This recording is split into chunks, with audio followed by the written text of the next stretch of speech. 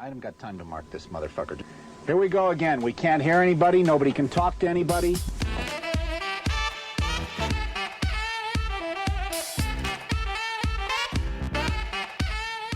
You guessed it, Pressure Points with your two favorite hosts. I'm D, and this is Honeymooner AJ. We're coming at you with Season 6, Episode 34, Patricia and the SLA.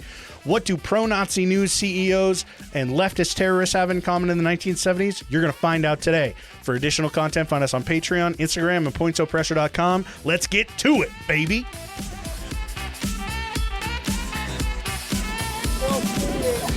Well, turn the fucking thing off, you dumbass.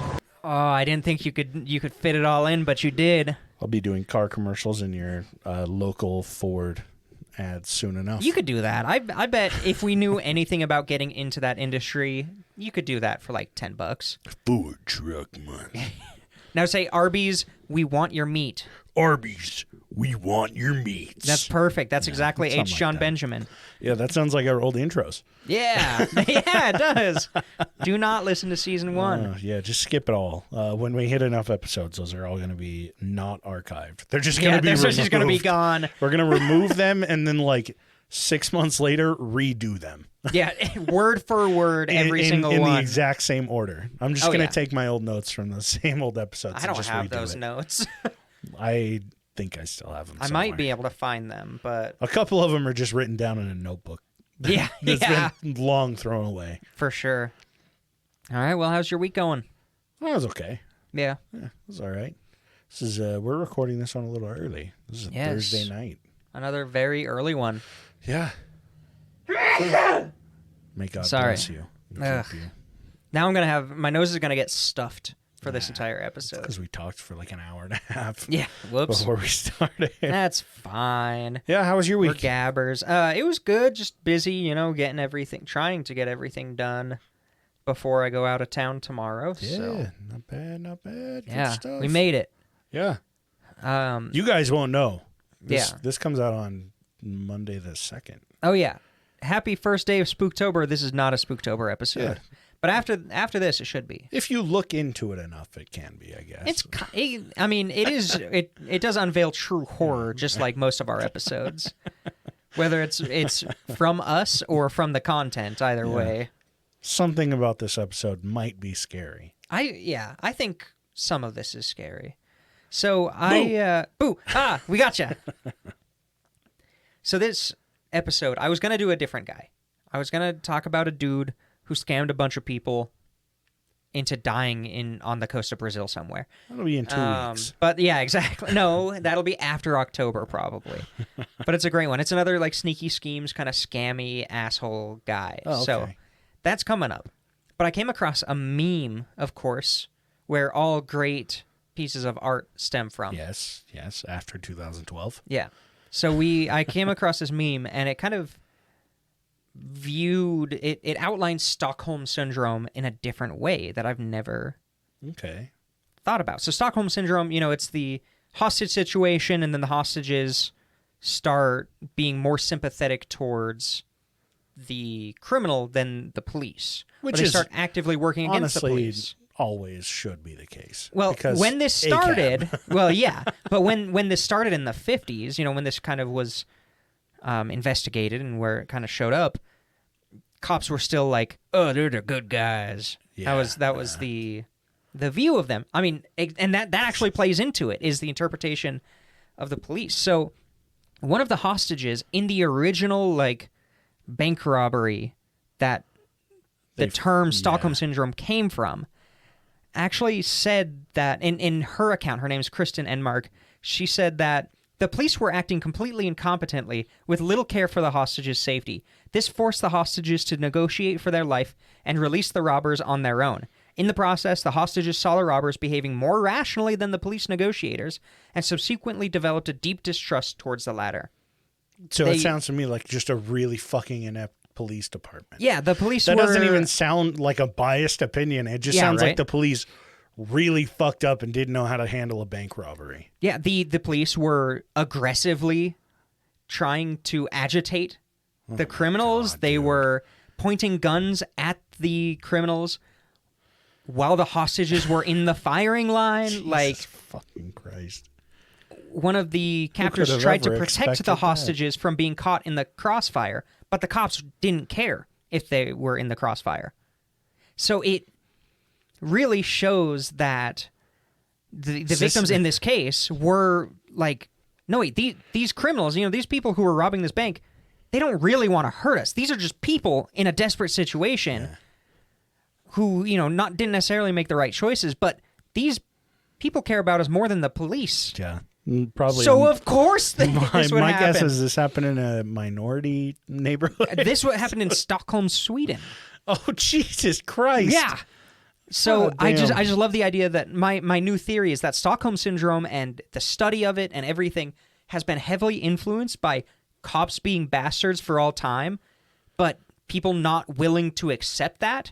So then saying, "Oh, the hostages must be going crazy," rather than the hostages are seeing the humanity in the victims, while the cops have lost their entire humanity. Wow, they're feeling compassion for common criminals. They must be crazy. Okay, that is a very common theme in this story. So keep that. It was perfect because it kind of transitioned into the story that I'm doing today. So, are you talking about what, like, coined the term? No, not at all. Okay, did you go, like, any more into the research for that whole event? No. Because I've wanted to. I've Do wanted, it. It would be I've a wanted great to do an episode. episode discussing, like, obviously you guys would now know what Stockholm Syndrome is, but, like, apparently the entire premise and everything that happened leading up to it is just a fucking crazy, crazy thing.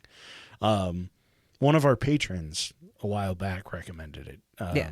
You should do a full episode. I have it written down. But I just haven't gotten to you it. gotta do it from my perspective, from my theory, because it makes sense reading accounts of the hostages in those original situations.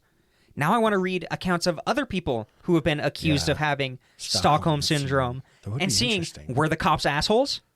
Were they endangering the lives of the hostages while the criminals just were using them for leverage, but otherwise wanted them to not die? In an episode written by D and or AJ, yes, yeah, the cops it will were be. assholes. But I don't know. It got me thinking, and I was talking to my wife about it, and we had like a big conversation about it, and then this showed up. Yeah. And there's an Instagram account that I follow that I absolutely love. It is definitely not for everybody. It posts very, very difficult images a lot of the times. I think it's called Festering Voluminous Mass. I've sent you a couple things. Mm-hmm. But they post like their hard pictures and all sorts of weird stuff. So some of them are like weird art exhibits. Some of them are just like, here's a mass grave in Rwanda. This is what happened. There's been lots of pictures of Bosnia during the Yugoslavian Civil War, and like definitely not for everyone. If you're into weird shit like me, you'd like it, but it's definitely it's difficult. It's got some heavy shit on there for sure. And they did a little slideshow of the person that I'm talking about today and their story, just a really small version. I was like, oh my God, this involves kind of that almost that Stockholm type thing. You should follow them with our Pressure Points account. I should. That way, if anyone wants to find them, they can just go in and search mass or whatever the fuck it was. Festering, and it'll show up. I'll you should do follow that. it. I'll remind you at the end of the episode. That would be awesome. Or actually, oh no, I don't have my. Yeah, I have my phone on me. I'll search it. Search it. They're good, but there's some pretty brutal ones. I think there was one. It's heavy. I don't know why I'm laughing, but you got to laugh or you'll cry. I think there was one where somebody's face was just on the asphalt after it got blown off. Jesus. Like it's not all just senseless gore. Like the whole point of it seems to be like, yeah, this is the horrible shit, and then there's some exposition, there's some historical buildup, there's some, hey, this shouldn't have happened at all. What the fuck? There's some. Are you looking at them right now? I'm still listening to you, but I saw one, and it's them removing a contact from someone's eye. They removed a stack of contacts. There's like 30. So heavily infected. They're like 30. They're yellow because of a bacteria that has infected the eye. Ooh. But yeah, they have a lot of other historical stuff on here. Yeah, and some of it's check it just out. like weird art, and I love weird art. So like there was one where it was just like this weird I creature, like just saw alien that, weird, with its elongated thing, and it looks like they're doing limbs. surgery on it. Yeah. But so that's how we got here. This story, I kind of wrote the notes in a hurry, so they're a little out of order, but bear with me, and it makes sense. And I purposely leave out some information to be revealed later, and all that fun stuff. So Patricia Hearst is who we're talking about. She was born February 20th, 1954 in California. She's a Cali girl. She was the third of 5 daughters. She surf. Of course. Okay, I just want to make sure that that's not something that's going to be revealed later on in the episode. Yeah. No, Just wanna I make wouldn't. sure. I wouldn't leave that cliffhanger for the end. She went to mostly school, like girls' school, schools for girls. Same. Yeah, right. Then she went to UC Berkeley for college. Hell yeah, man. Oh yeah, Cali girl all the way. Through and through. She only could have been more Californian if she went to fucking Chico State, baby. Oh yeah, I shit you not. CSU Chico. Yeah, that's Hell the yeah. one. That's some fucking shit. I love that. I had to deal with that school a lot in my work. Oh God. So she starts studying art history, best degree. Hey, somebody's got to do it. Oh, And a lot of her decisions and stuff it'll make more sense further down the road. I mean, to be fair, if I could go into college and study art history, Oh my God. I Hell would yeah. fucking do it. I probably wouldn't make it my major, but I would definitely learn about it. I mean, the fact she's going to UC Berkeley means that her parents can afford a degree like that. Yeah, They're like, exactly. oh yeah, you're fine. Exactly. So also she moves into an apartment on campus, I believe, or very near it, and because she was also engaged to a man by the name of Stephen Weed, which is the Stephen Weed at UC Berkeley. Oh my God. This is amazing. God It sounds like I made these characters up. It does. So they're living their life. They're, young, engaged college kids in California in the 70s. Yeah, with a guy whose last name is Weed. Yeah. Fuck, he's definitely dealing. And if he's LSD, not, oh, yeah. he's a bitch. I don't think LSD is illegal yet. If it is, it's very recently. The Everybody's Vietnam fucking War around with it. is climbing to a close. It's getting very close to ending if it hasn't ended yet. And man, what a time to be alive. For real. What year? 72? 74? 74. Okay. Early 74. February 4th, 1974. I had it in the next line. There you go. She's 19 years old. And one night, her apartment gets broken into. Uh-oh. And a bunch of people come in. They're covered up. They have guns. And they beat the shit out of Stephen Weed. Oh, no. They were looking for all of his drugs. Yeah. We're all stash. thinking it. Somebody's got to say it. Oh, yeah. And she gets kidnapped. They take her away. They beat up Stephen Weed, and they take her away. These people are from the SLA, or the Symbionese Liberation Army. Okay. What do they want with her? Of all people. Of all people, right? And literally my next line is, why would she be the target of a kidnapping? It feels like it works. It feels like my question was like written. It's written. And I It was really like, does. Why? Why, in fact, might they choose This is Patricia? crazy because it basically was written. We've been recording for long enough. I can Yeah. anticipate when you're going to ask a question. She's a normal woman in California in the 70s, and all that. She's white? She's white. Oh yeah, that's reason enough, I guess. Yeah. No. There's more. Turns out the SLA wanted to use her to free Russ Little and Joe Romero from prison. Russ Little and Joe Romero are SLA members who were recently thrown in prison for murder. Okay. Okay. See, so the SLA, this is a leftist, feminist, anti-racist, anti-fascist, anti-capitalist group. Okay, right now, what does it stand for again? Symbionese Liberation Army. Okay. They made up the word symbionese. It comes from symbiosis, but What? No, that's a real word. it's supposed to be like a race of people who are all symbiosis. Like we should all work by. It's not symbiosis. Yeah, no, symbionese sounds like some bullshit a corporate company puts on a T-shirt. Oh my god. Oh, I'm getting flashbacks to work conferences. Symbionese. Fuck off. Yeah. So they like so far. Besides the murder, I'm down. Oh, sorry. No. To preface all of this, and I know that this isn't part of your episode, you might have notes later on about this, but we have talked about these terrorist organizations that happened during the late 60s and into the 70s that were big protest groups.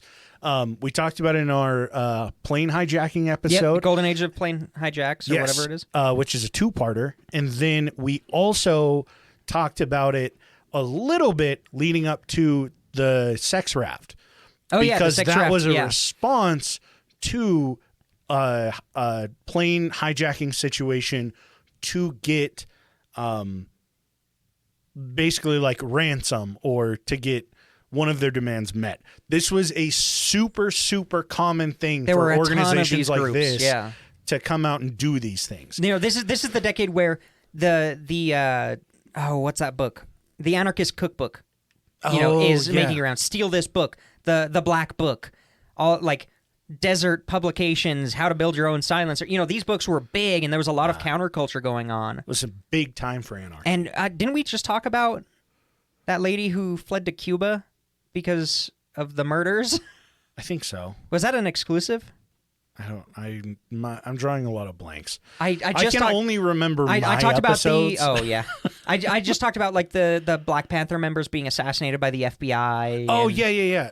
Was that an exclusive? I think it was. I don't know. Well, if it is, we've talked about it. If it wasn't, you guys enjoyed it. This time period is amazing for these little, like, there are these big hijackings, these small organizations who are trying to enact change, and just the FBI and the CIA being blatant tools of the state to just free range to assassinate people. It was insane. If you have never seen,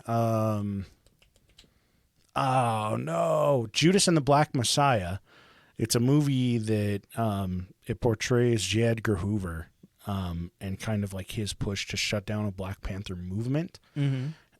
Obviously, it's a dramatization, but the events that happened in it and the people that they talk about are real people. And at the end of the movie, they talk about like what happened to these people and the unjust killing of many of these people.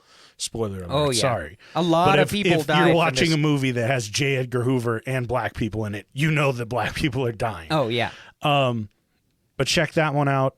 It was just there was such a weird time much period going on. It was like there were bombings, dude, it was like terrorist attacks, there were murders, there were all this stuff. And then to imagine that all of the people that did that stuff, all of those people in their like mid-20s, early 30s that were doing all of that are now the boomers of today that are like, whoa, why don't you just work for the man? It is fucking astounding how far it's astounding how many of people these have come in hippies, 15 years. These anti-capitalist hippies, or 50, not 15, who are now, well, if you work at the same place for your whole career, they'll respect you for your loyalty. If you dedicate yourself to a multi-billion-dollar corporation, they're bound to help you out, maybe move you up to CFO. Fuck off. Yeah, exactly. It's crazy, and I mean, I'm derailing your episode. Oh no, that's terribly. okay. That's I'm okay. Sorry. It makes me wonder a lot if, because of those events, you have a lot of people that were radicalized to the other side because of them, and then people that went through that. They went through the justice system, which is already busted as shit, and it kicked them out, flipping to the other side, being like a goody two shoes bootlegger. You know, it's a lot to fucking think about, and there are people out there that are still anarchists that are old as shit and they're fucking awesome, and we love them for it, but it's a little more few and far between. There is an interesting, phenomena that happens where a lot of young people are very progressive and more left-leaning, and then as they get older, they tend to, move to the other side, and that is actually not happening to millennials, which because we don't have any fucking assets. Yeah, if I was a rich bitch that disconnected, fuck it, I'd do anything to protect my own wealth. Yeah. Fuck everybody. No, I wouldn't. But it's not gonna happen. That's what has happened in the past. Yeah. But yeah, I don't know what it is that's caused that. And It's I'm all the sure, Agent Orange that blew Well, I back actually across ran from the into- Pacific. So I went to a gas station recently, and I was wearing I have a shirt that has Ronald Reagan on it that says "I smell hippies." It's my favorite shirt. And I was wearing it. I forgot I was wearing it in public. Normally I don't in this conservative ass state. They're like, I love Ronald Reagan. They don't get that it's satire, or that it's making fun of him. So I was at the gas station, and this older lady was working there. Was it the same lady that last Halloween we had to deal with? No, thank goodness, no. Same place, but different lady. And she looked at my shirt, she laughed and said, I was one of those hippies. Like, bitch, I believe it because you're working at a Shell. No, so as reference, last year, I think it was on like Halloween. Something or it was like that, Cinco de yeah. Mayo or something. We went over there, and the total came out to like It was 1966. 1969 or Oh, something. yeah, And 1969. I was like, yeah. damn, what a good year. And she was like, oh, was that the year you were born? You don't look like you're that age. And I was like, bitch, that's over 50 years old. Of course I wasn't born in fucking 69. You can see how old we look on our website, pointsofpressure.com. I have so many Neither of us look old. I get hit on in too many fucking gas Oh, stations. It's every bad. Chevron I hate with it. an old like Grizzled. X-lot lizard hits on D every time. And my It's 'cause girlfriend's you're a always strong- nearby. Oh yeah. It's because you're a strong young man. look at that broad big boy. Ew. That's what it You could is. throw me around. He looks like he could lift one pallet up. Not anymore, but thank you, I guess. No, it's great. So Jesus. this is a very interesting time period that we've talked about a lot. And there's like we barely scratched the surface. Oh, dude. Because I'm not even it's going crazy. into the politics of what's going on at this time. And not like- even just in America. Not even, yeah. Like, this shit is all over. Worldwide. There's shit going on in South America. Yeah. America is fucking up South America and That's installing crazy. dictators. And you can by thank the Beatles. CIA. You can thank the Beatles for all of this. No, you can thank It's all J. Edgar their fault. Hoover, who was the last time somebody made the FBI relevant, No, and the CIA. no, the Beatles radicalized everyone. Yeah, definitely. That's rock. what it was. Rock. Yeah. Listen to the Beatles and call it rock. A guitar. Yeah. A guitar radicalized the world. It's their long hair. A guitar It's making them that's all strung way homos. too high up, Oh and my it's God. played like a fucking banjo. No, that's the Monkees. Yeah. That's true. There is a house. All Oh, right, I love it. No All more right. derailing. My bad. Derailing. Yeah. All right. We gotta get a So, shirt. That well, says, you really like I've been derailed. Write that down. Write that down. Oh God. It's in like comic book font. Yeah. And, I've and- been and derailed. it's in the shape of a fucking train. or a Choo dick. choo, motherfucker. That's what it says Oh. on the back. Oh my god. All right, I'm ready. I would buy that shirt. I'm gonna make it even if nobody buys it. I'm gonna I'm gonna buy make it it. so everyone hears me write it down. Oh yeah. Damn it! No, I don't have the sounds on. You don't have the soundboard. Okay, you're good. Okay. So where was I? I don't know. Oh, yeah, the murderers. I've made you lose. So your the place about SLA 6 wanted times. to kidnap her and use her to free Russ Little and Joe Romero, the murderers. Mm-hmm. See, and oh yeah, I said so far I agree with their ideology, and then they assassinated a black man by the name of Marcus Foster with hollow point bullets full of cyanide. Whoa, Jesus! They shot the shit out of him. Fucking hell! He He was was a work for the LAPD. No, he was a school superintendent. What the fuck? See, I mean, that hasn't changed. Do they work for the LAPD? no. You see, Marcus Foster, school superintendent, proposed a program where students carry school IDs Boo! so that Kill him. they can call the police on the drug dealers in their high schools who aren't actually students. Because that was a problem they were having. So they just wanted Okay. people to have these IDs. You know, the thing that literally every school in Yeah, every America now school has. Yeah. Imagine being fucking killed for that, and then like 15 years later, everyone's like, "Hey, we should have school IDs." Yeah. Well, they said it was You're just fascist. in heaven, and you're like, "Are you fucking kidding Yeah, me?" 100%. So they said, "Oh, that's fascist. That schools should make their students carry IDs so that they can make sure that the adults in our age range aren't selling the kids drugs." Like, what the fuck? Goddamn fascists. So yeah, they shot him and another guy. The other guy survived, but he died because his bullet was full of cyanide. he got the one that his name was written on. That's what it was. Yeah. And the police actually kept the cyanide thing out of the public view. Oh, it would have been fucking. Everyone would have run rampant with that. Oh back yeah, then. but they also were like, maybe this is People are putting this in is your kids' candy on Halloween. like a signature or something. Don't let your kids put bullets in their mouths. Yeah, They might be laced they're with gonna cyanide. get edibles. If you shoot your kids, don't put cyanide on the fucking bullet. So some background on the SLA. There's a lot more in detail that I did not go into. Future episodes. Later on in the could episode? No.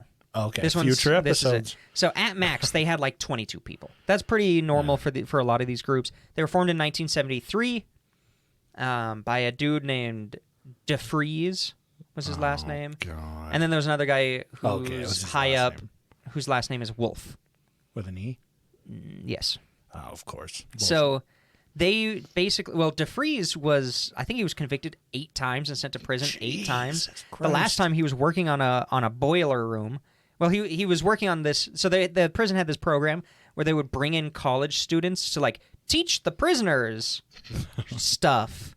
Well, it turns out a lot of the college kids that they brought in were members of other terrorist groups who were then indoctrinating hardened criminals. Yeah. So that's basically how this group was formed. And DeFries just like, he was working on a boiler outside the fence and he just walked away. And that's how he escaped.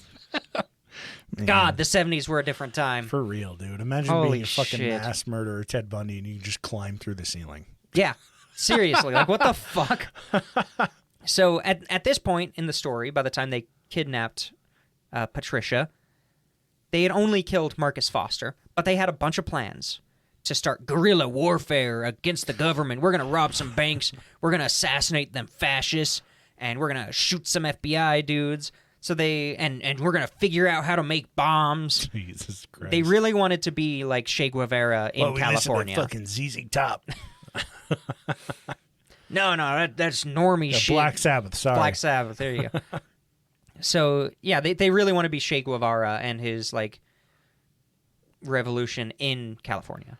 Interesting fact about Dee's family fact of the day. Oh, there you go. My father loved Black Sabbath. Can you believe that? What? Yeah. How far has he fallen? Yeah. Oh, wow. He is whipped. Oh, how the mighty have fallen. Yes, exactly.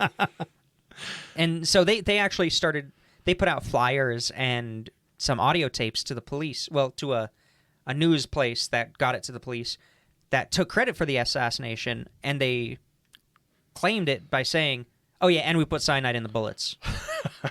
God damn, dude. And that this one action gave them complete legitimacy. They went from nobody knows who they are to this is a terrorist organization pretty much overnight. So Patricia Hearst, big burning question. Patty Hearst. She does not want to be called Patty. She said that publicly. Oh. Whoops. So you may recognize her name, but she happens to be the granddaughter of William Randolph Hearst. Why does it sound familiar? It sounds familiar to everybody. He, early 1900s, owned a shitload of newspapers. He basically ran news for all of the country, essentially. Have we talked about him? Probably briefly. Okay. It sounds so familiar. But he's one of those industrial leaders who... Industrial revolution and fucked everybody else over, but we should look up to them because they modernized the nation. I feel like for some reason you've told me of some strange sexual exploit that he's had. Just because... Maybe. That just feels like an AJ episode. But he... So the interesting thing about him is that he started news. He changed it to like human interest stories and dramatizing shit and only running stories that are like, yeah, dramatized, that are interesting, that are big events, and they have all this stuff going. He basically... He was the Alex Jones. He's the if he's the start, the end is TLC. The Hallmark Channel. Yeah, okay, like my weird addiction or whatever that show is. Okay, and like weird reality TV. Like that's the super radicalized version. But he was the first one to kind of do that. Basically, news that's interesting, not just news that happened. Okay. Merging the veils between news and entertainment. News and like tabloid kind of shit. Yeah. Okay. So he made a shitload of money. He bought up a ton of newspapers. And I mean, they lost a bit of money during the Great Depression, but after that they were able to recover a good amount. The Nazis take over. He immediately becomes very pro-Nazi, very pro-isolationist. So basically, in the Depression, it makes sense. He was pro-progression.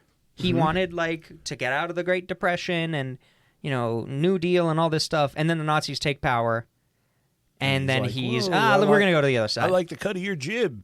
He was one of the only God. American newspapers that actually featured articles written by Nazis. Jesus Christ. Yeah. Maybe we talked about him during the Fighting Jew of Newark. Maybe his name. We might came have, up. yeah. And I mean, he fits in a lot of conversations about Nazis in America. Yeah. And he also starts writing a lot about isolationism, and we don't need to get involved in the wars of a corrupt Europe and all that shit. So he was Patricia Hearst's grandfather. Does she share the same views as No. Mr. Hearst? Okay. She's a female college student in California in the 70s. Hey, you never know. Yeah, but I'm willing to bet that at this point, no. Okay, that's fair. So her family had money. They had political influence. They had all sorts of stuff. So the people make their demand. The SLA make their demands. Free these two murderers. And the state says, no. Fuck no. What are you talking about? And so then they said, well, we actually want you to... we want the Hearst family to distribute $70 worth of food to every needy California resident. How? Come on. Yeah, right? It's how. Do you have like an end date specifically for that? Is it months out? Yeah, this is going to take years to do. We don't even have the internet. People can't apply for that online yet. So they do the math, and it's going to estimate. It's going to take a couple of years, and it's going to cost at least $400 million. Imagine in the 70s. Imagine being those two prisoners, and you're like, "Holy shit, our lives are worth almost $400 million." Yeah, right. Wow. Whoa. So the Hearst family actually starts. They get a $2 million loan to start the program. Jesus. And they create a program called People in Need. Imagine qualifying for a $200 million No, loan. $2 million. $2 million. Sorry. $2 million to start. My brain's still focused on the 100. Yeah. My bad. Even then, $2 million. Fuck off. It's $2 million to start, and then they can start liquefying their assets. Oh, okay. And start, bringing money in. They can afford $400 million in the 70s. Sell These the guys Nazi were rich. newspaper. Yeah, right. Sell all the Nazi gold that you inevitably got. Sell the Nazi National Enquirer magazine that Yeah. Grandpa put together. Fuck it. I'm sure they have first editions of every dude, yeah. Hitler takes power. Everything's awesome. Jesus Christ. Shit. So they start to distribute the food. They crunch the numbers, and they're able to get it to be done in a year. So they're like, okay, SLA, we're doing it. Give us our daughter back. And they say... And how long were these two dudes' sentences? Was it 6 more months? Because that would be fucking it was probably genius. a couple of years. It was probably a couple of years. Okay. Because they just got caught. Oh, for it. I So it's probably 10 years. I don't know. Minimum. So they basically say, no, we're not going to do it until you're done. Feeding at $70 every needy person in California. We'll have your then daughter you'll see for your a daughter. year. Yeah, Ooh, exactly. God damn. And Ain't nobody tells a white person they're keeping their daughter over Christmas. nobody, not the school board, not the terrorist organization. And that school board damn sure won't get an ID out of my daughter either. That's fascist. And basically they realize we're not going to get our kid back from this program. So they kind of stop, and it just falls apart. Oh, no. The distribution is a mess. Imagine being Patricia Because how Hearst. do you do this? Your parents start the program, it's successful, and then all of a sudden it crumbles, and you're like, wait. Well, it crumbled because the SLA said, no, we're not giving her back. But yeah. She's like, hold on. It was working. So the program... Oh, I'm already past that. So after a couple months, I think it was 2 months of her being gone, an audio tape is released. Not yet. Oh, okay. Almost. I wanted to do this one, but I was too impatient to cycle through the 11-minute file to find this specific one. Okay. So an audio tape comes out that says, I've joined the SLA. Oh, God. My new name is Tania, after a comrade of Che Guevara. Okay, well, then I'm going to still call her Patty because it's irrelevant at this point. And she is now, like, she has this whole spiel about, far left ideology. Oh, no. America's daughter has switched to the far left conspiracy.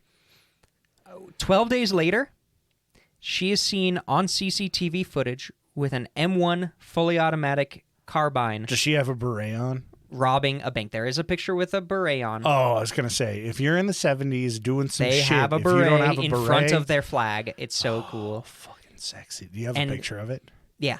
I can find it real quick. Oh, I'll pull it up. And no, you can't look anything up because I don't want to spoil anything. Okay. So, Patty Hearst flag.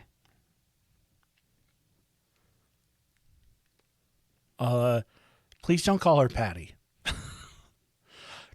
Dude, Bro, I know the that aesthetic is is the so hottest. badass. I want a fucking printout signed by her just on my wall of that oh my photo. god. Oh, that is. It is so awesome. That looks like something that would be in your fucking work office. Yeah, That if is I could. That is a sexy photo. Here, God this is damn. it brightened a little bit so you can see the gun. Somebody I believe needs it's to- in a modified Uzi.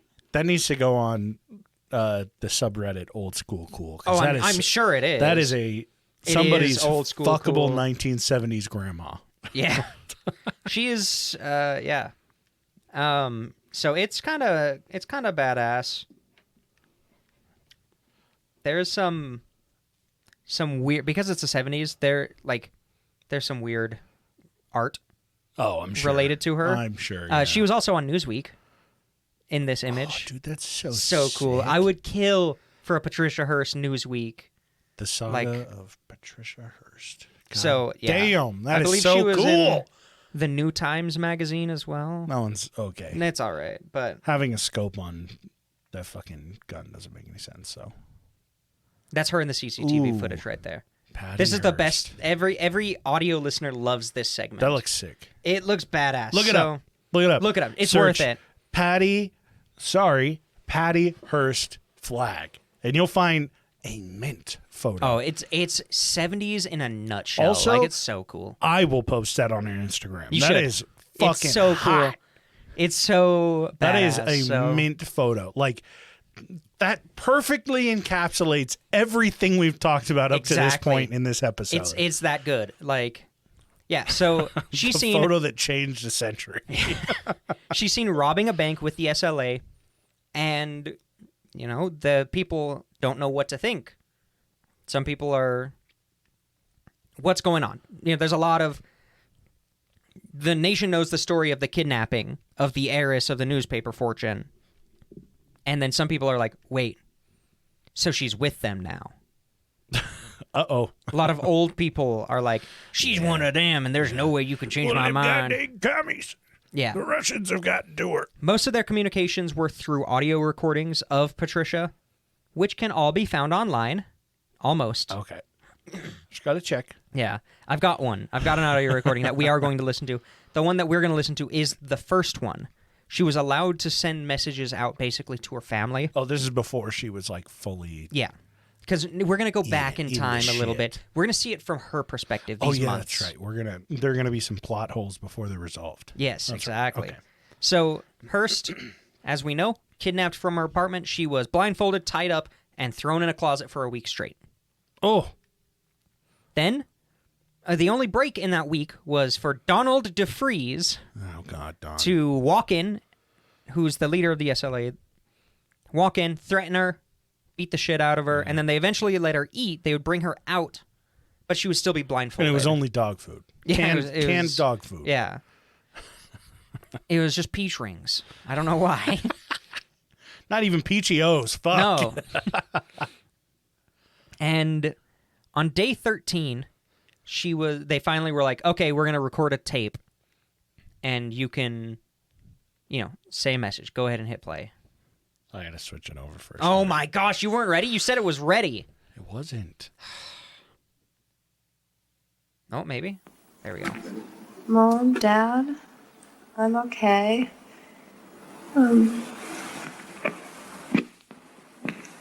I had a few scrapes and stuff, but they've washed them up and they're getting okay. And I've caught a cold, but they're giving me pills for it, and so I'm not being starved or beaten or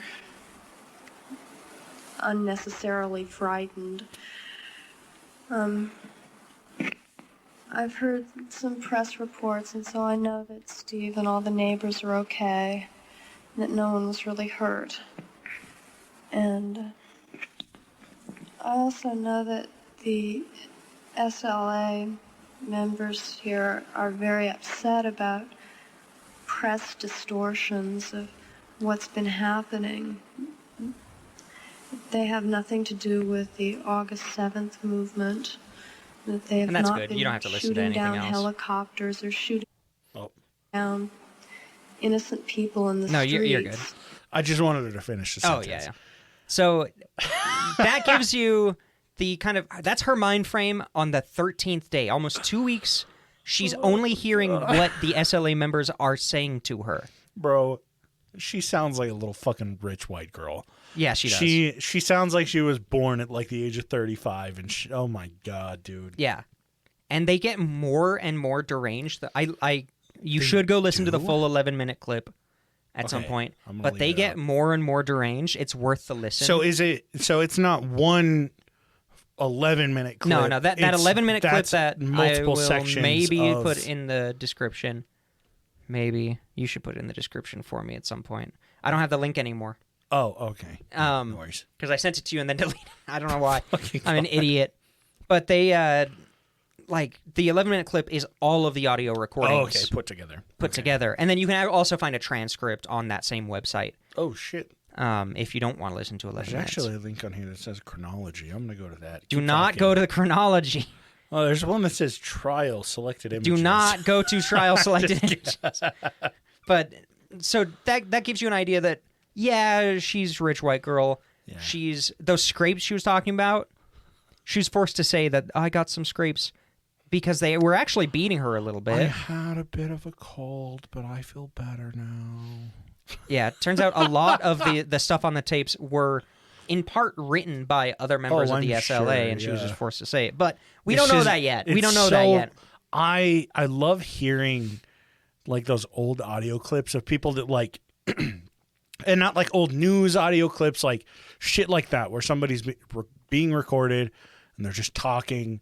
It always sounds so fucking robotic because everyone sounds so weird back then. I think they're uncomfortable by being recorded. They're all just really trying to be as precise with their words as possible. Like she sounds almost like the way that fucking Jordan Peterson talks now. Like, I mean, she's being precise with her words because she thinks if she messes up, they'll kill her. That's fair. But yeah, just the way she talks, it's the same way. Yeah, like fucking Jordan Peterson. So after a week or two, they give her a flashlight for her closet. She's really moved up in the world. Hey! But the only thing she's allowed to read is their information, Manifesto. their rhetoric, their manifesto. Yeah. God. A couple more weeks pass. Same thing. She's blindfolded if she's out of the closet. She's in the closet. She can read this stuff. She's only leaving to be yelled at, beat, or for some food.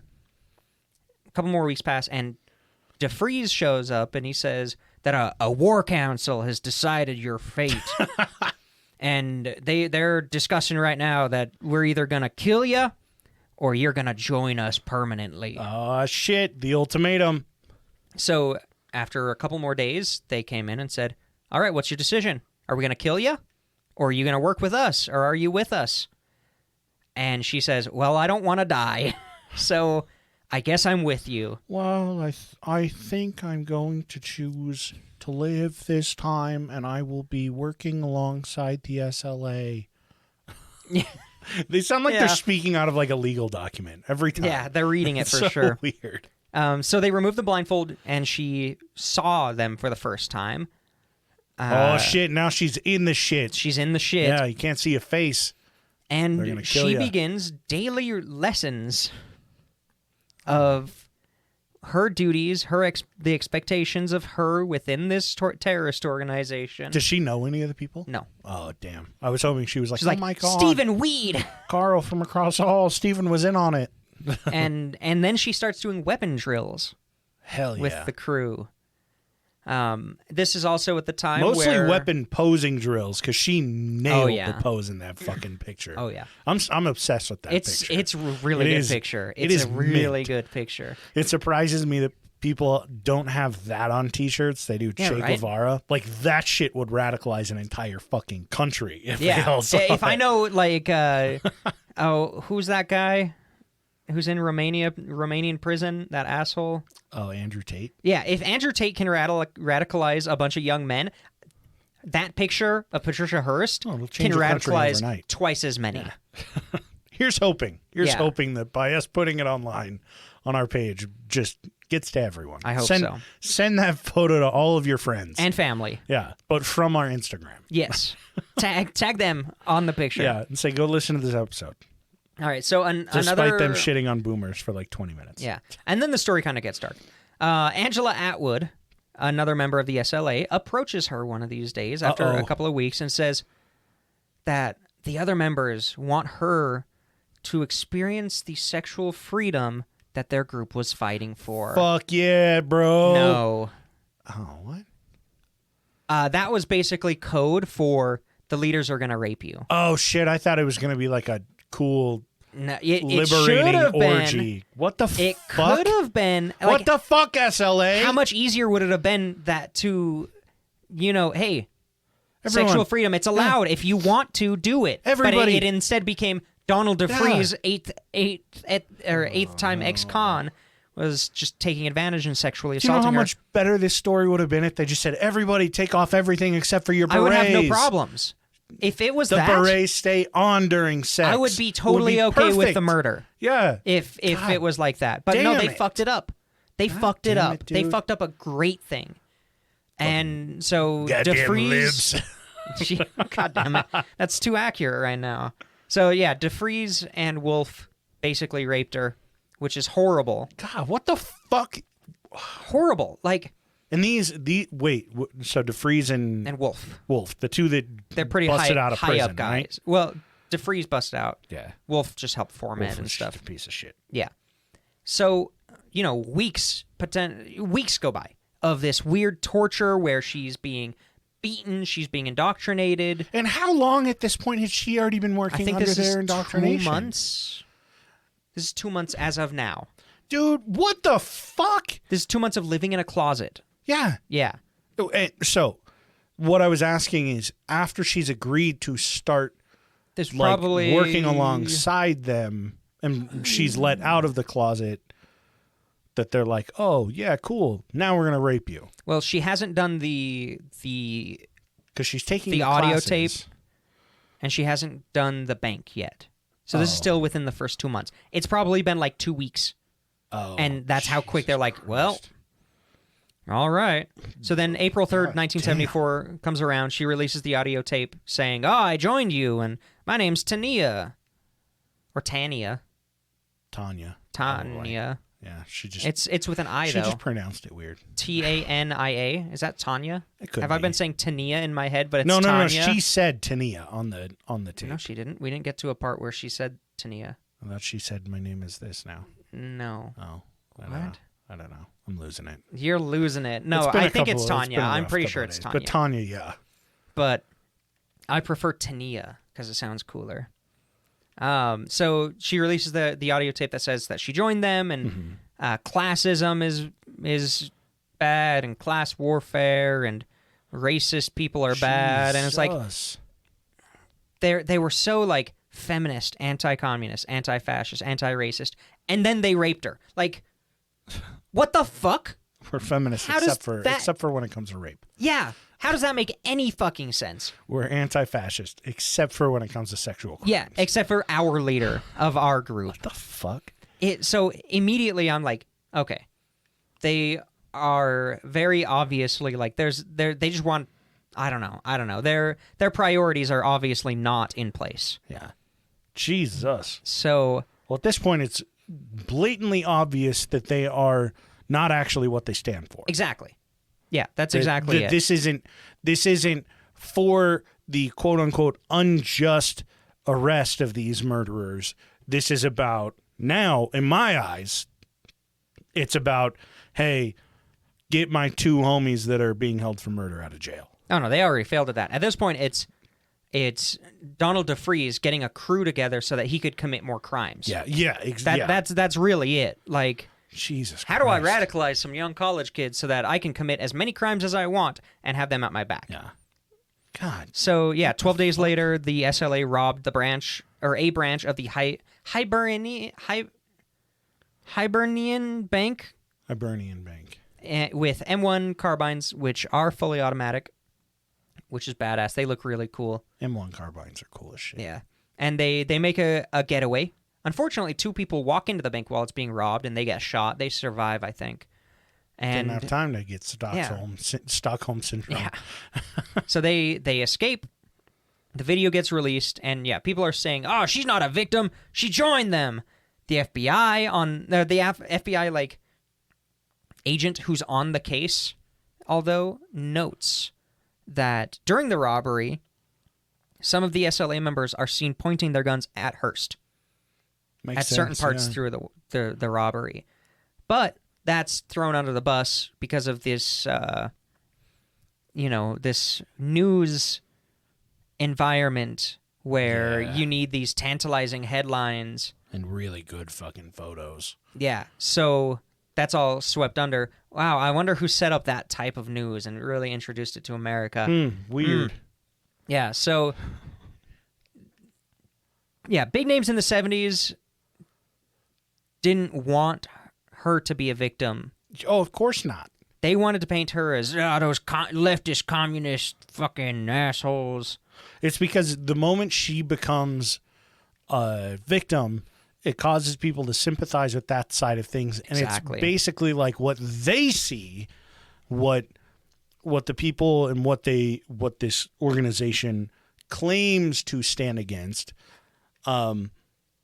They see that as, oh, well, now everyone has quote unquote Stockholm syndrome for the SLA. It creates a situation that the old conservatives who own these newspaper and news companies definitely don't want, and who run this country and all the corporations definitely do not want, is sympathy for a leftist radical group, despite the fact that we know they aren't what they seem. Yeah. So a month Which, to be fair, has not been reported either. Exactly. Nobody at that point knew that nobody but she had Patty gone knows. through Patricia. Fuck. Patricia. Through all of this abuse, through fucking sexual abuse and being locked in a closet. Nobody really knew all of that. Yeah. They just probably only heard the one fucking tape. Mm-hmm. It's like, exactly I'm okay, and then all of a sudden the next thing she's joined them. Yeah, there's a couple tapes, and basically it's like, I'm being treated well. Yeah. They're following the rules of POWs and shit like that. But it's so obvious, even just from the recording, that she, like, how, there's no way in hell that everything that she said was all from her. Yeah. Like, obviously she would have said, oh, I miss you, or I love you, or... like, hey, get me out of here. They're raping me. Hey, I've been beat up a lot. Hey, they want to kill people. Yeah. I've been locked in a they're closet doing for really 2 weeks good. straight. They're not bad. The newspaper's treating them bad. Like, it's so obvious that she's being coached. Mm-hmm. So a month after the heist, on the 16th, Emily and William Harris, a nice couple, members of the SLA, William, who has a penchant for punching Patricia in the face. That was a lot of peas. Yeah. I love alliteration. They were caught shoplifting at Mel's Sporting Goods in California. The manager... trying to steal. Probably fucking fuel or something. I don't Bullets. know. Yeah, bullets. The manager follows them out to the parking lot, confronts them, and William's like, no, we didn't steal anything. What are you talking about? And a pistol falls out of his pants. Oh, God damn it. So the manager is like pushing and restraining William. Emily's freaking out. And across the street, Patricia is in a van. She's the getaway driver. And Patricia comes out of the car with the M1 carbine. Oh, no. And she unloads into the storefront, like above the glass, like in the like where the sign would be above it. And she just unloads like the marquee entire kind of thing or whatever. unloads the entire gun into it. God the manager damn. says, "What the fuck?" and dives out of the way. And the Williams get in the van. They make an escape. I want to point out she did not shoot a single person. She didn't hurt this is anybody. true. These are warning shots. And pretty quick after, they're like, "Oh shit, the heat's on us." So they carjacked 2 different people. The Williams went in one, Patricia went in the other, and the victim of Patricia's carjacking testified in court that she was extremely nice and worried about his well-being. I was gonna say the entire time. when you were like she carjacked, I'm like she probably just like stopped them and was like, "Excuse me, I'm sorry. I'm sorry. I'm Patricia Hearst. I've been missing for a little while. You'll probably recognize my name. I go by Tania now. Would It's you mind definitely Tanya. Now that I'm thinking about it, what the fuck is my problem? Would you mind if I borrow your car? I'll leave it at this address and like this corner I'll fill and it this up. corner. I'll fill up the gas. Yeah, I'll be sure it's here. Find it on this date. No, I she was like, promise." "Are you comfortable? Are you okay?" And then she would talk about cyanide bullets for a second. And then she was like, "Are you comfortable? Like, it's okay. I don't want, like, you're not going to die." Yeah, the gun is all for show. I emptied all the rounds into a fucking sporting goods store earlier. So the Williams and Patricia kind of meet back at the HQ after dropping off their victims. And they get back, and it's in an apartment. Mm-hmm. So I assume the apartment building is surrounded by cops. Oh, I'm sure. It is completely surrounded by cops. So they leave. They go hide somewhere else. Yeah, they go hijack 3 other cars. And a gunfight breaks out at the headquarters where 6 people die. 6 SLA members die in a shootout, including Angela. Did DeFreeze Rest die? in piss. DeFreeze kills himself. Pussy. Pussy-ass bitch. I mean, not to okay. denote suicide. Not suicide. But him the fact specifically, that he a bitch. He's a big talker and did all this horrible shit and then took the easy way out to not even pay for his own, the things that he did. Yeah. He's a pussy. Yeah, he pulled a fucking bitch-ass Hitler. Yeah, exactly. The he thing pulled a Hitler. The thing he stood against, he said, "Oh, I'm anti-fascism." Well, guess how you went out? Like a fucking fascist. Exactly. So Hearst and Harris, they go on the run. They are fugitives, like full fugitive status. Warrants are out and everything. They actually go to I think it's a memorial to some of the SLA members.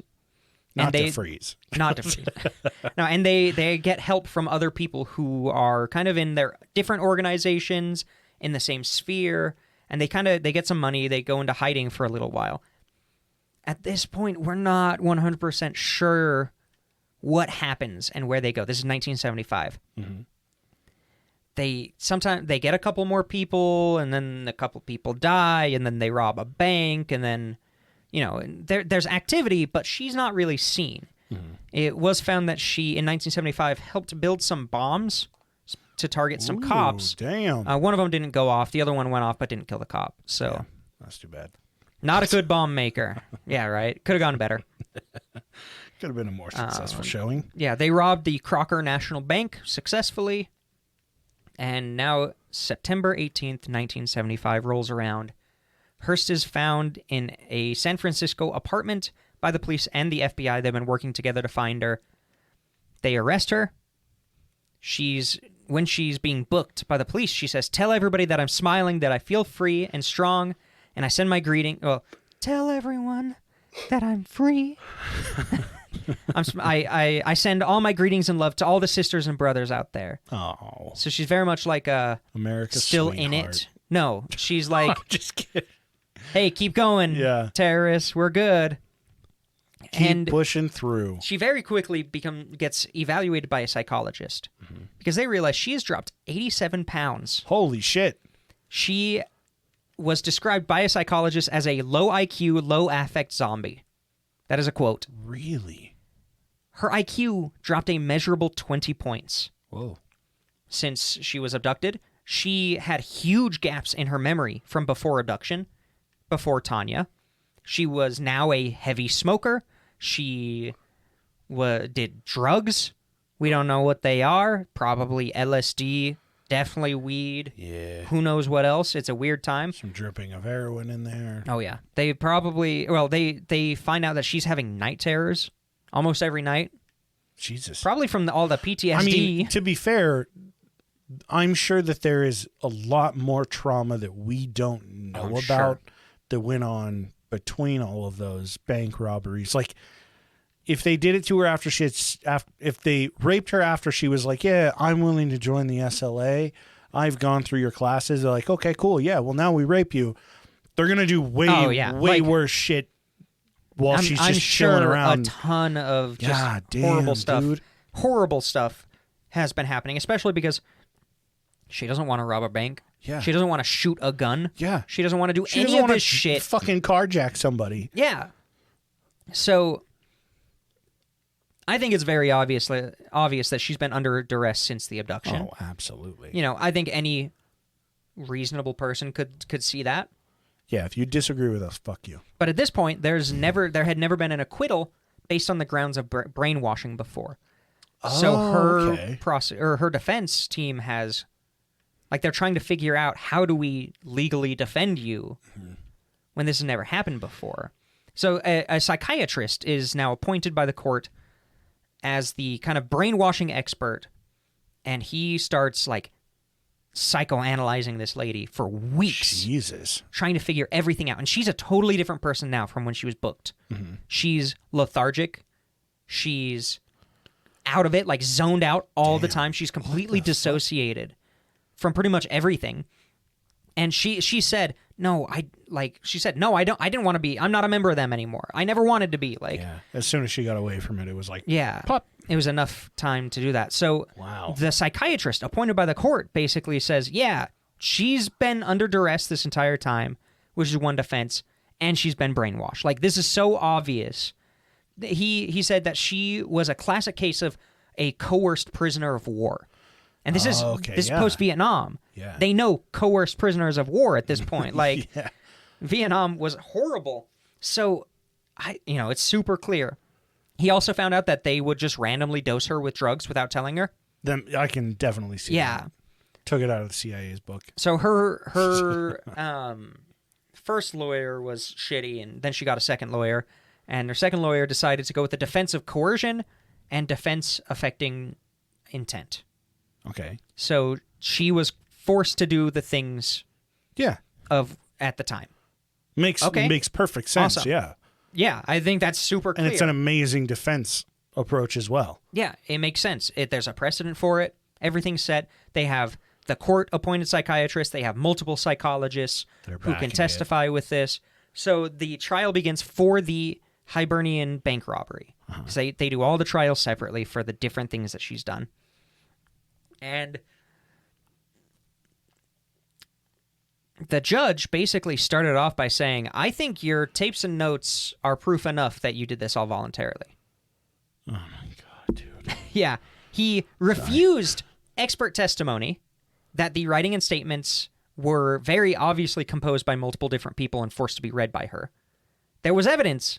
Yeah. And he said, no, we're not going to see those expert witnesses. Jesus Christ. He allowed tapes of her being recorded when she just got into jail, when a friend visited, swearing, and when she was still really indoctrinated, saying, like, fuck these guys, and capitalism's bad, or whatever. So the judge is taking a non-fucking biased approach. So he allowed those tapes. Jesus Christ. But he refused to play tapes from weeks later while working with the psychiatrist. The psychiatrist had recorded many of their sessions and had provided them as evidence. And the court said, "No, we're not going to listen to them." And the jury is not going to listen to them. Then it's a fucking mistrial. Like, isn't it a so kangaroo obvious? Court. What the fuck? It's ridiculous. So he was also noted, this was written, that he was noted to be resting his eyes during the defense's testimony. Man, free and fair. So he would, like, free and fair trials are far it's a and few fucking between. joke. God damn. So he's literally sleeping during the defense's testimony. His eyes are shut. What the on the fuck? stand. Yeah, Judge Carter is a bitch. Yeah, for Rest real. in piss. So, nah, don't even do that. Just fuck you. Yeah, piss. Yeah. She said that during the robbery, she was told that she had to be enthusiastic. She was told, if you don't play this off over the top, we'll kill you. We'll shoot you in the street right there. Yeah.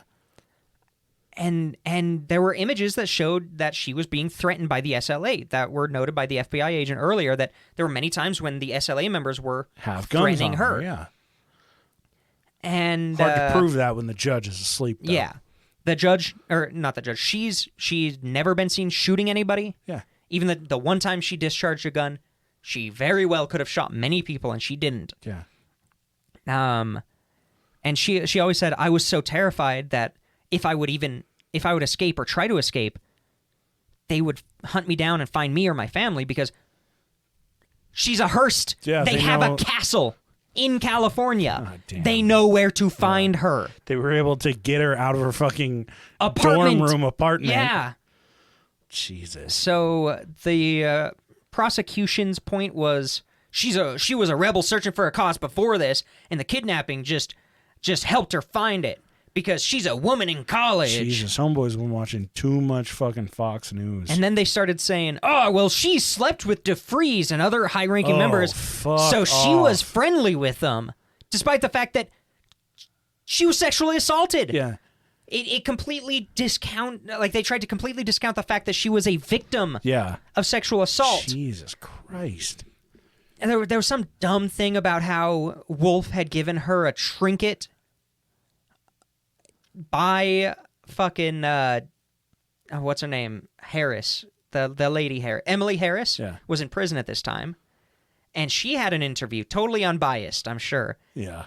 Where she's hearing that Patricia is kind of throwing them under the bus. And she says, well, yeah, they must have had a romantic relationship because Wolf gave her a gift and she kept it. So they asked her about it, and she said, yeah, I kept it. I thought it's like this ancient Mesoamerican Incan-like artifact. Of course I kept it. And on top of that, if she gets rid of said gift when he asks about it, yeah, then she's just going to go straight back to what they fucking threatened before. So completely ridiculous. God damn, dude. It's so She'd nice. been beaten. It's so nice to know that nothing has changed in the justice Absolutely system nothing. in 50 years. In the court, it was also noted that she was lethargic, she was out of it, and that she really shouldn't have been brought in to testify on her own behalf. She's probably on drugs. Yeah, that was damn, literally dude. some of the bullshit that some of the jurors were like, ooh, well, she's not right. She must be on drugs. Oh, my God. So the defense was told by the judge, okay, yeah, she can testify, but... I'm going to sleep through it. No, but most of it's not going to be in front of the jury. You know, you can plead the fifth. I'm going to hear it. Jury's not going to hear some of this because it's incriminating. It is. If you, like, yes, I did this stuff. Yeah. Yes, I committed this crime. Yeah. Yes, I was coerced. But, you know, it's a kind of plead the fifth where the judge is going to hear it, the jury's not going to hear it. It's not going to go into the consideration of the charge, but I want to hear the full story. Yeah.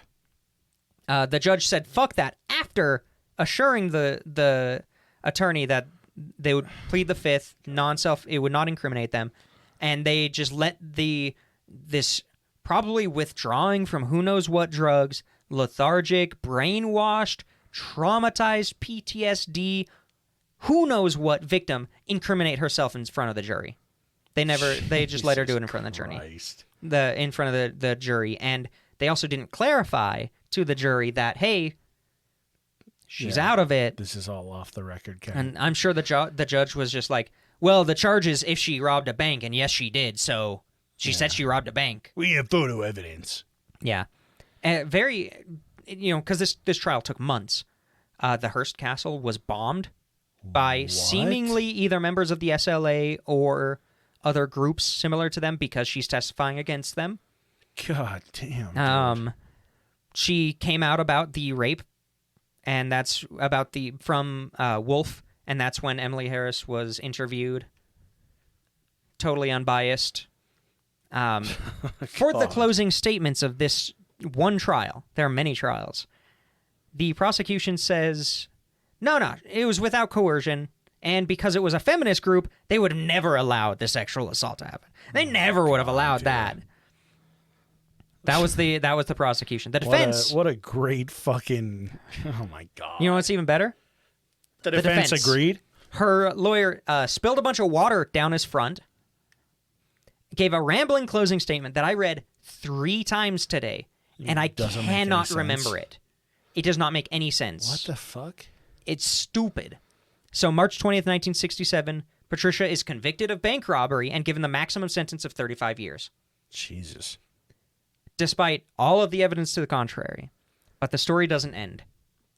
Luckily, Judge Carter dies before the sentence is fully finalized. Yeah. Another judge takes over, and the judge says, if you rob a bank, you're a shitbag. Essentially. I'm ad-libbing. But you rob a bank, you're a shitbag.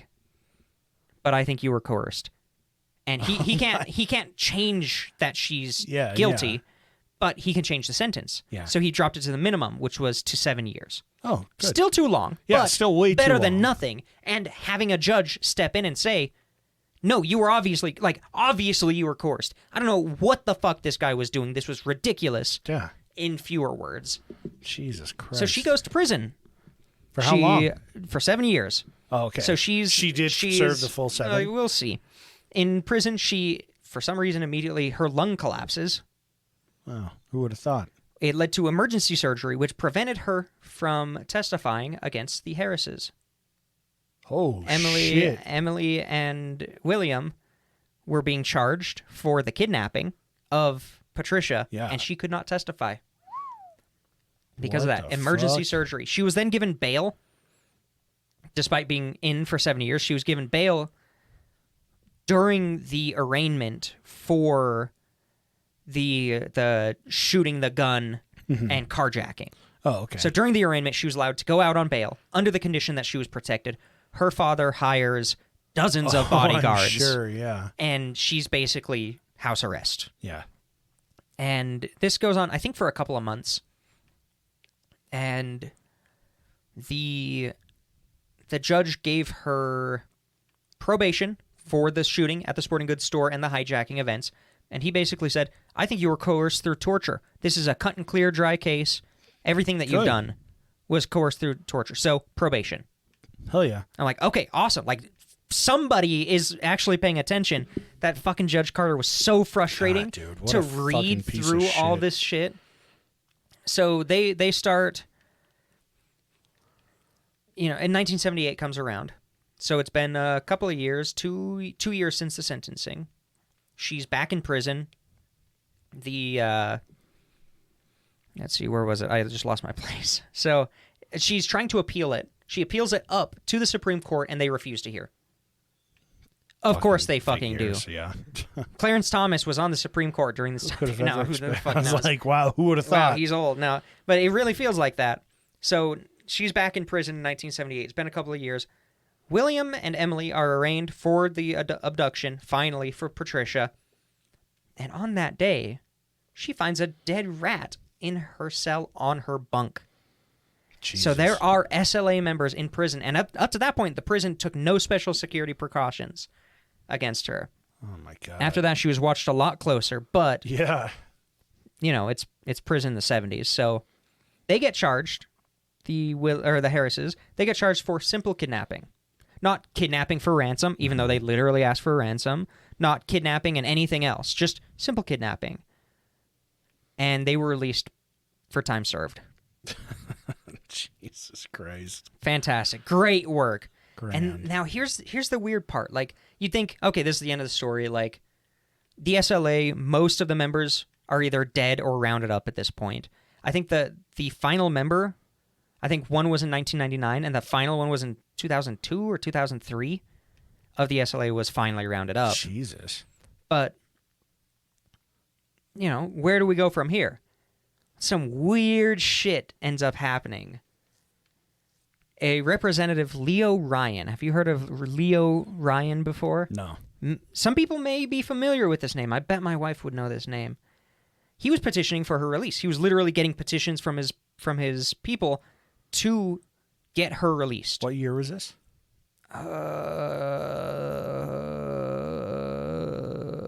Late 70s. Oh, okay. 78? Yeah. During her time served. Yeah. Almost 2 years, I think, Okay. into her sentence. He's petitioning for her release, but he never fully fills out the petition because he's killed at Jonestown. Oh, The cult, he's the representative who visits them and gets shot. Jesus. And with the what reporter. Fuck? Yeah, Isn't yeah, that yeah, weird? Yeah. Holy shit, dude. And how serendipitous that Jonestown happens. Remind me his name? Leo Ryan. Okay. Representative Leo Yeah. Ryan. damn. He gets killed at Jonestown. The brainwashed masses of 900 people commit suicide. What the fuck? And John Wayne, the actor, does a speech about how Jonestown just happened and how brainwashing led to the deaths of 900 people, but a teenage girl kidnapped by a terrorist group couldn't have been brainwashed. There's no way. In a bid to get her released. Who would have ever thought that I would sit here and be like, you know what? Maybe John Wayne was an okay Right? guy. Because I know he wasn't, but No, he's a but piece of maybe shit. He did but like this, a couple good this things. one thing, I'll give him a pass on. Yeah. So What the fuck? all this shit happens. All the like brainwashing becomes this much more like Yeah. accepted shitty Defense, thing. yeah. Defense, yeah. And Jimmy Carter commutes her sentence and says, "You're done." 22 months in, Wow. you're done. She was released in 1979. She was still on probation for the shooting and the carjacking, but other than that, she was free. Man, good old President JC. And then Bill Clinton Put her enters the back in story. jail. Puts her back in jail. She wouldn't go down on him. No, Bill Clinton, on his last day of office in 2001, pardons her entirely, clears her of all charges. Damn. 2 months after release, she ends up marrying a cop. Boo. But the cop was on her What the- security detail from when she was out of prison, Oh, okay. I In the guess that's 70s? Okay, then. and they maintained contact. And she released some memoirs. She built a foundation to help kids with HIV and AIDS. She's worked basically, rich white woman who also served prison time for some pretty hard sentences. She started doing charity work, fundraising work, everything like that. Yeah. And she actually started acting in the 90s and the early 2000s. I was going to say, her name sounded really familiar. She was an actor, and then as of 2017, she does dog shows. What? Yeah. Hell yeah, okay. So she's still active. She does dog shows. She has to be, called Patricia. She talks about it Well, at least she when doesn't ask to be appropriate. called, She just asks, Tanya. Yeah. Tania. Tania. Tania. She has to be, be respectful, but yeah. Damn. Isn't that crazy? What a fucking turnaround. It's just fucking crazy. That first judge was a piece of shit. Fuck him, dude. Yeah. Like it was so like not even taking them not even pretending to take them seriously was so shitty. Yeah. So that's the story of Patricia Hearst God damn, what a stud. and the SLA. Jesus. That good picture's job. the best. That is, yeah. It's phenomenal. It'll definitely be on the Instagram. Yeah, it needs to be. Well, shit, dude. What a story. Damn. What a bullshit tale. I can't It believe really you is. lied. That whole I did. thing. That was all I made up. it up. I made this entire story That shit was up. wild, though. No, Goodness gracious. The 70s were a wild time. Holy shit. Real. All right. Well, if you guys would like an extra episode a month or fucking sloppy seconds episodes, we got a bunch on Patreon. Go to the support us page on our website, pointsopressure.com. Check it out. We have a couple different options on there. If you can't afford it, that's A-okay. We don't judge. We're just happy that you're listening to these episodes. And AJ, you got those fucking names. Yeah, we got the chairpersons, Minnie D and Toddle Waddle. Thank you guys. Minnie D sucks at Scrabble. Just Yeah. gonna throw that out there. Fucking idiot. Yeah, if you- mini me moron. Yeah. Abby, AJ's third nut, Kitty Titties, Thomas, Weston, Dark Runner, D's Nuts, G Dog, Hayden, Laura Revo, and Lindo. Thank you guys so much for supporting us. Check us out, patreon.com/points of pressure. Bonus content every month. This one's going to be out on the 1st. Yeah. It would Of have the been next out month. yesterday. because they're listening to it on Monday. Never mind. Wow, Yeah. thanks a lot. Sorry, Thanks I a broke lot. the fourth wall. Bonus episodes, bonus content, all the extra stuff. If you made it this far, you know. Yeah, if you made it this far, you're in. I got a text. You're here to listen to your name. I got a text from my wife saying, "What is taking so long? Come upstairs." So, gotta clear it up. I think Finish I it got up. a text too. There's probably like, "What is taking so long? Send him upstairs." Is he dead? As always, and I'm gonna really draw this last bit out. Please. As always, feel free to reach out to us if you ever have any suggestions for movies. I don't know, TV shows, music. If you have an artist that you really like, maybe an album, a playlist that you throw together, by all means send it our way. If you have some magazines you recommend, some news stories that you think might make a good episode, if you find a meme or an Instagram reel that you really like, or if you'd like to send us a link for TikTok that we're not going to click on, by all means reach out to us on Instagram at pointsopressure. Feel free to email us at ppdnaj, all the letters, at gmail.com, or go to our website, pointsopressure.com, and reach out to us there, and we will catch you next Monday.